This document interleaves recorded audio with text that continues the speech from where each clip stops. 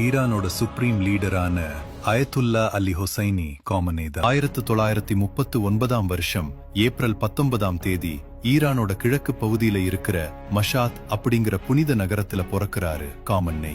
அது ஷியா முஸ்லிம்களோட 8வது இமாம் அடக்கம் செய்யப்பட்ட இடம். காமன்னேயோட குடும்பம் ஒரு சாதாரண குடும்பம் கிடையாது.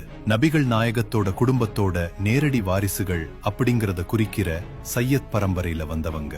அதனாலதான் தகுதி வந்ததும் தன் வாழ்நாள் முழுக்க அந்த கருப்பு நிற தலைப்பாகைய அவர் கழட்டவே இல்லை. அவரோட அப்பா ரொம்ப கடுமையான ஒரு மதகுரு.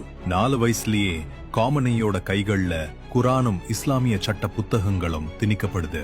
ஆனா அந்த சிறுவனோட மனசுக்குள்ள ஒரு கவிஞன் ஒளிஞ்சிட்டு இருந்தான். யாருக்கும் தெரியாம தத்துவவியலாளர் காஹ்லில் ஜிப்ரானோட கவிதைகளை ரொம்ப ஆழமா வாசிச்சாரு. காதலும் பிரிவும் இயற்கையும் நிறைஞ்ச அந்த இலக்கியங்கள் அவருக்கு ரொம்ப பிடிச்சிருந்துச்சு. ஆனா அவர் சந்திச்ச ஒரு மனுஷன் காமனேயோட தலையெழுத்தையே மாத்திட்டாரு. அவர்தான் நவாப் சஃபாவி. ஈரான்ல ஒரு தூய்மையான இஸ்லாமிய அரசாங்கத்தை உருவாக்கணும்னு சஃபாவி பேசினது காமனேயோட மூளைக்குள்ள அரசியல் இஸ்லாம் அப்படிங்கிற விதைய ரொம்ப ஆழமா விதைச்சிடுச்சு. அது வரைக்கும் கவிதைகளை படிச்ச கண்கள் இப்போ அதிகாரத்து பக்கம் திரும்பிச்சு.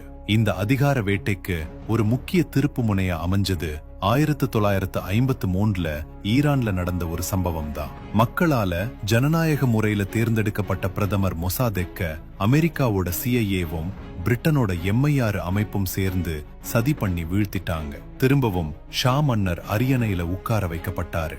இந்த ஒரு வரலாற்று துரோகம் தான் காமனே மாதிரியான இளைஞர்கள் மத்தியில மேற்கத்திய நாடுகள் மேல ஒரு தீராத நெருப்பு மாதிரியான வெறுப்பை உருவாக்குச்சு. ஷா மன்னர் மேற்கத்திய கலாச்சாரத்தை ஈரானுக்குள்ள திணிச்சப்போ காமனே அதை எதிர்த்து கொடி பிடிச்சாரு. அயத்துல்லா கோமைனியோட தீவிர ஆதரவாளரா மாறினாரு. இதுக்காக ஷா மன்னரோட அதிபயங்கர ரகசிய போலீஸ் படையான சாவாக் அமைப்பால அவர் வேட்டையாடப்பட்டாரு. 6 தடவை அரெஸ்ட் ஆகி ரொம்ப கொடூரமான சித்திரவதைகளை அனுபவிச்சாரு காமனே. இருட்டான ரத்தம் தோஞ்ச சிறைச்சாலைகள்ல அவர் அனுபவிச்ச அந்த வலிகள் தான் பின்னாடி அவரை எதற்கும் கலங்காத எந்த ஒரு எதிர்ப்பையும் ரொம்ப கொடூரமா நசுக்கிற ஒரு கல் நெஞ்சம் கொண்ட தலைவனா மாத்துச்சு.